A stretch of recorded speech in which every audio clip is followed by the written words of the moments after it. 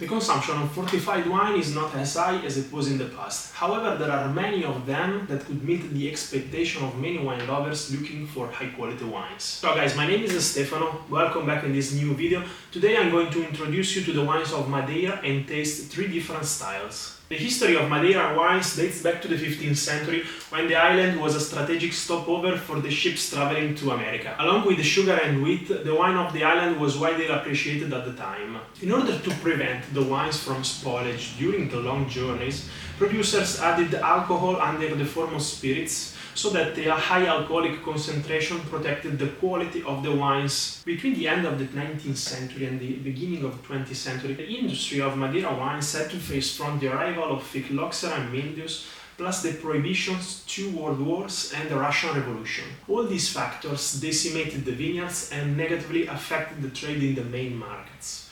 Once at the end of the 20th century the production recovered, the consumer taste moved towards less alcoholic, drier style of wines. The island of Madeira is located in the middle of the Atlantic Ocean and has a unique landscape. The vineyards are planted equally in the northern and the southern part of the island, with the northern part considerably being wetter than the south. However, both the areas are planted on volcanic soils that, combined with the abundance of water, permits the vines to produce great quantity of grapes. The most important grape varietals are Cercial, Boal, Verdejo and Malmsey, each associated to a different style with a different sugar residual. Starting from 2015, also Tinta Negra has been allowed to be mentioned on the label and can be produced with any level of sugar residual. In the past, the wines underwent hot conditions during the shipments. Therefore, to mimic those conditions, the wines are subjected to heat during the maturation process. There are 2 systems called estufagem and canteiro. The estufagem consists in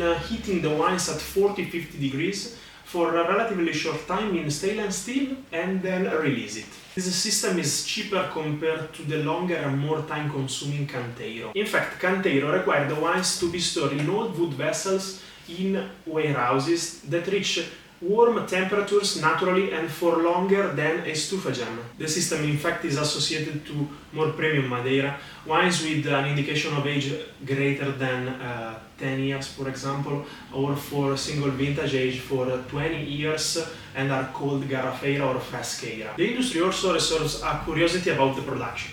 There are over 1,000 growers, but only 8 producers of wine. Yeah, you heard it right, not 18 or 80, only 8. But now let's taste some wine. So the first wine I have is a Cercial from Blandis, and it is aged for 5 years on average.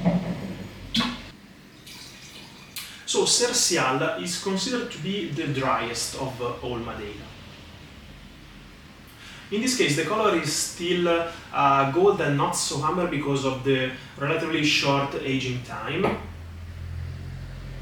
The nose is very classic for Madeira. There's always this touch of citrus peel, orange peel that is commonly associated to many styles of Madeira.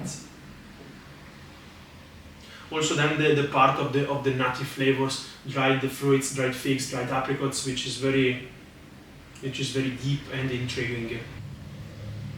Yeah, the wine has a touch of residual sugar, but it's very small, I would say. Like the acidity really coats all your mouth and is very vibrant. It's very nice, the toasty, the smoky character in terms of flavors that the wine develops. Yeah, and then this very fresh, citrusy touch that, despite the long aging, the Madeira wines commonly maintain. The second wine is a wine that has been aged for longer on average, so 10 years. Cossard et Gordon. The varietal is the Boal, which is typically produced in a medium sweet range. Here the color is much darker and brown, I would say.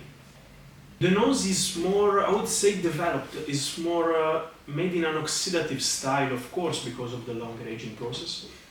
But also it retains this fil rouge of the citrusy characters that it's really refreshing. You know, it's like a balancing point between the dry fruit characters and the freshness.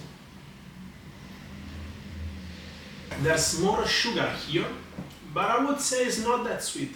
It's not so sweet, it's not so sticky, it's not so heavy, still is a very balanced wine. The alcohol, I didn't mention before, is almost always high in a Madeira. Here we are at 19, but it's very balanced, it's very integrated in the concentration of the wine. The acidity makes the wine feel very fresh, very distinct, very clear, very defined. The flavors, these figs, dried fruits, a touch of toastiness as before, and the citrusy character is more subtle probably here than the previous wine. Alright, so here we are with the last wine. The producer is the same of the first wine, is Blandi.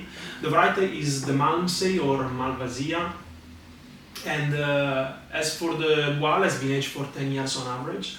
Malmsey or Malvasia is considered to be the sweetest style of Madeira. In fact, is commonly labeled rich or dolce. Similarly to the wine number 2, the color is very brown, it's really deep, almost amber, I would say.